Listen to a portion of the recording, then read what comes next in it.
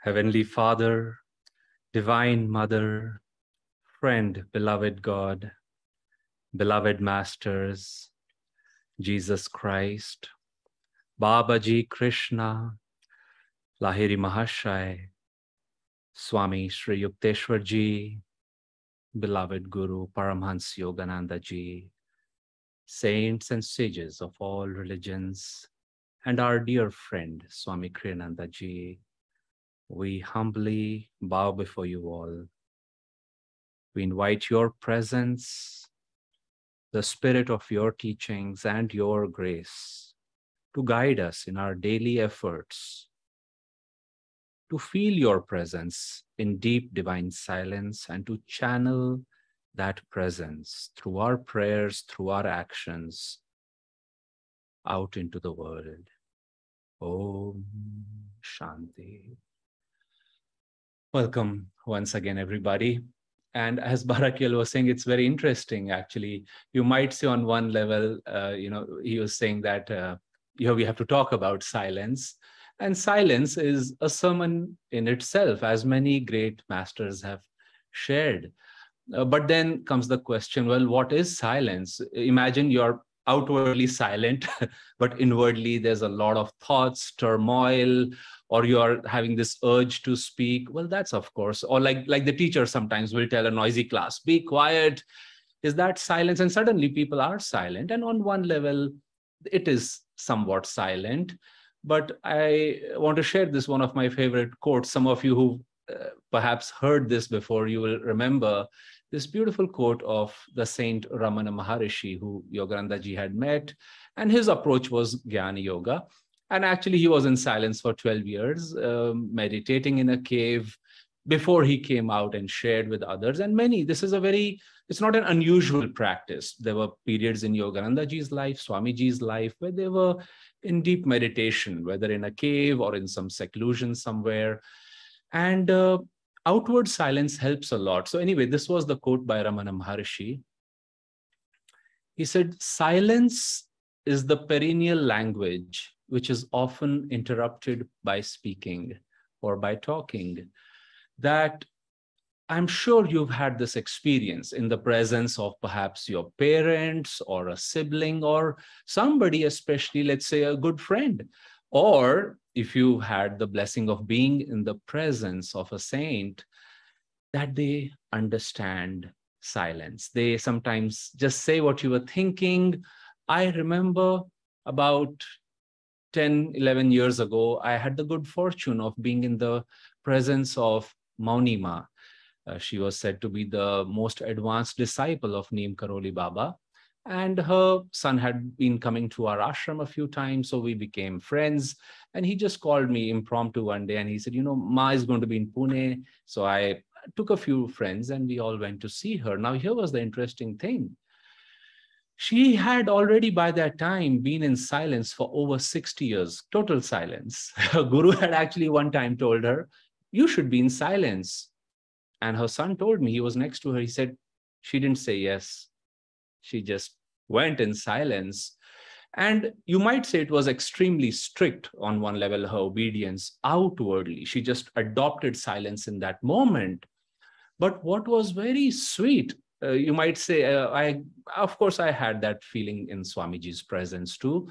You read the autobiography of a yogi and very universally you feel, even just looking at the cover sometimes or reading a story, that this man knows me, this saint knows me, those eyes are familiar. You meet a stranger sometimes, because you're meeting for the first time, and you feel that I have known them.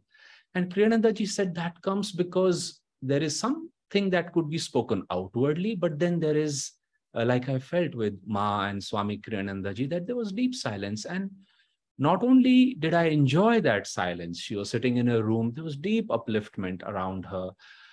There was deep joy. All we could hear was her laughter here and there. She was replying in sign language. Her son was translating some of those things. And after we had meditated, I had this little thought, I would like just a little bit more blessing with her. Just a minute later, her son came out and he said, Ma wants to meet you. She has called you. And there were many devotees out there. We were having a big gathering and prasad. And I went in and she said some beautiful things. And I just kept looking at her as I would look, at my mother, in this case, a little bit more exalted way, that how does she know? I was not trying to fortunately figure it out. I was just enjoying that process. And on one level, you may say that's quite healing, that you don't have to say anything. You don't have to explain yourself. Somebody has gone to the heart of the matter. Kriyananda ji said actually that he would, of course, speak. It's not our path to be in silence, except for brief periods. But he said, before I speak to others, I send a ray of light from my heart to their heart. Once I have established that connection, once I've done that, then he said, I add words as necessary, or actions and stories and gestures. And think about it, friends. It's a wonderful way on one level to heal.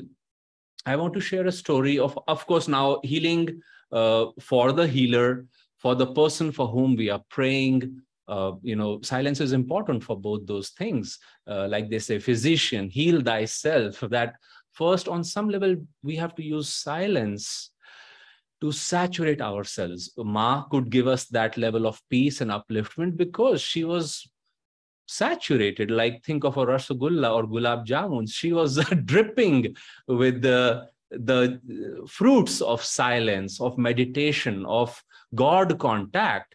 And then words were very secondary. She understood your thoughts. Actually, let me read something Yogananda ji writes over here, which is very beautiful and consoling. This is from the book Divine Will Healing. He says, establish the kingdom of silence within, and the God of happiness will enter without prayer, invitation, or coaxing. Remember that another beautiful quote by Master. He said, where motion ceases, God begins. That you and I, we find ourselves in this world where we are breathing, thoughts are coming, thoughts are going, heart's feelings, the chitta, like waves, it goes up and down. When it gets extreme, like whirlpools, it is explained. And when we are praying for somebody, when we're trying to go to the heart, you might say, of a dis-ease, it is very important to really understand what are we praying for over here. So let's approach it in 2-3 steps. Of course, there is physical silence. And that is very helpful. I remember years ago, I had the good blessing of being able to I was staying with my best friend in college, and his mom would prepare food for us.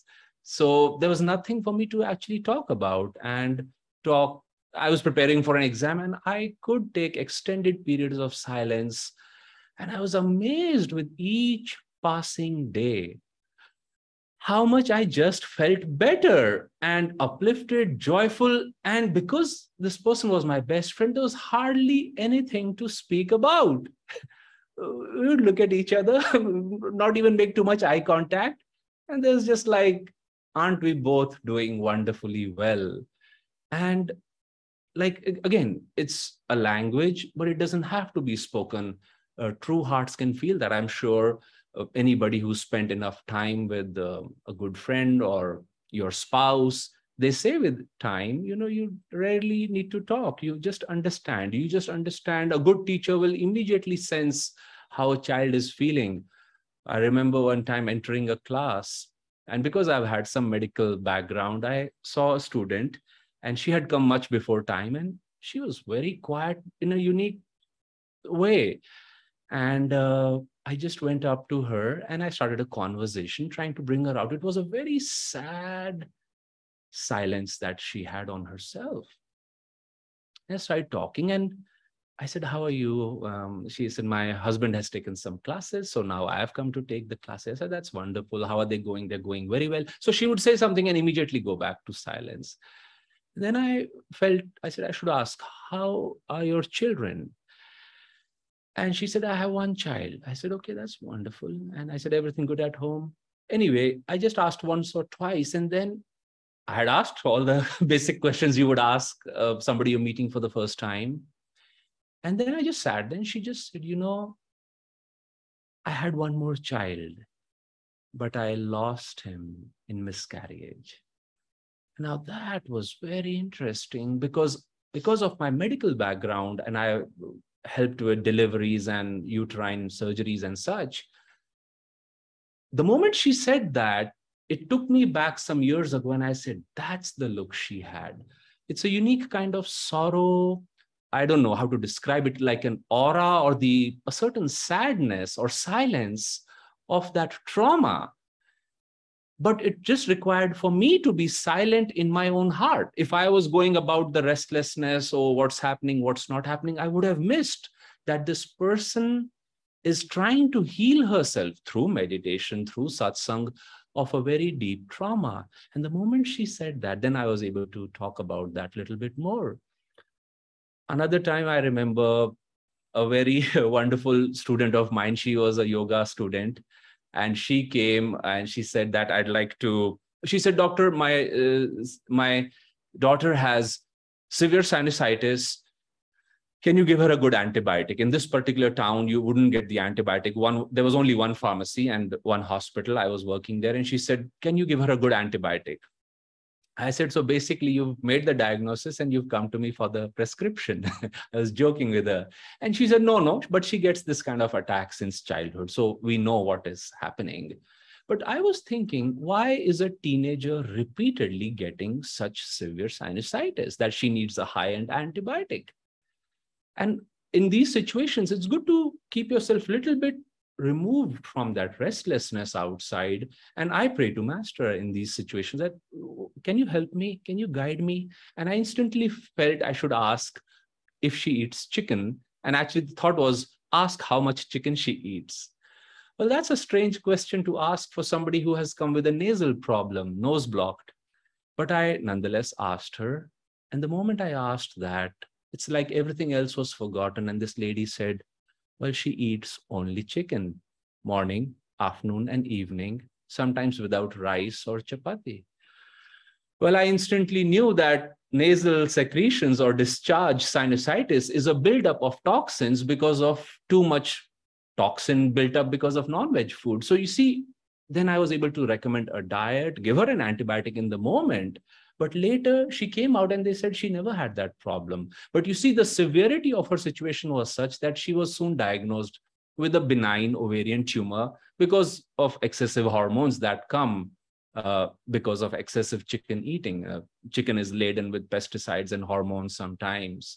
I share these stories because when we say the power of silence, yes, when you and I are stressed, let's say, and you're seeking a break, well, you close your eyes, you tell everybody, I'd like to be silent for today or for 10 minutes or 1 hour.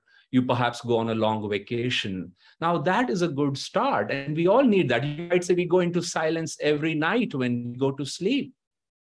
But then the silence that comes through meditation, in which we not only silent the body, the mouth, but then Yogananda ji and as all yogis have taught through the pranayam, through controlling the breath. Actually, when we become physically silent, we realize how much mental restlessness. It's like the thoughts start speaking, Aditya, Aditya, and like, what's going on in my brain? And once you go slightly past that, you realize that they are actually jumping because of disturbed feelings in the heart. Yogas, chitta, vritti, nirodh. You have to calm the heart. And Master said, reason or thoughts, they follow feelings. And so we go one layer down that I have to calm the feelings now. And once the likes and dislikes, even in one meditation, to some degree, you can call another name for likes and dislikes is bias. I could have been biased. I said, oh yeah, nose is blocked. This is a nasal problem. But you have to keep your opinions aside and say, what's really happening over here? And you see, the mom didn't know. She was noticing her since childhood. So sometimes we do not know what is really going on when we are praying for others. And in that situation, for ourselves and for effective prayer, to formulate a good prayer, Master called his healing divine will healing. That why has this challenge come to me? or to somebody who I am praying for, what is God, what is the divine trying to teach me? And if we can, the sooner we can reach that will, understand God's will for that, the sooner we can find a solution. So let's just quickly revise that. Let's try to take periods of silence physically, but after that, in meditation, silencing, like Master said in that song, or Swamiji, still your heart if you want to pray, still your mind if you want to pray, still your soul if you want to pray. And like Master said, if you touch that inner silence where you want nothing from God, God will give you everything. And when you have that silence in your heart, then you can say, Lord, I'd like to, and that's why we pray after that silence of meditation, that super conscious silence, you might say. And you say, now is a good time. Now I'm in a good state of mind to pray for others. My mind is focused. I have no likes and dislikes. You may pray for your so-called enemies at that time, because you realize that's a very surface reality. So let's bear that in mind, that first, through silence, we plug those energy wastages that is happening through too much talking and thinking, and then inner silence of mind, of the heart. And when we can be in that silence with God, then everything works very smoothly as per His will. So let's do a prayer. Let's take a moment to be silent now. Feel that Master is touching your heart as he touched Swamiji when they first met. He's calming, his hand is calming your heart.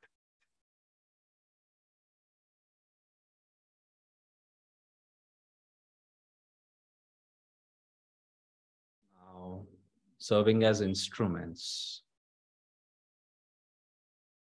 Send out healing rays into the world, God's healing rays, flowing through our heart, our intention of mind, and rubbing our hands together through our hands now. Oh.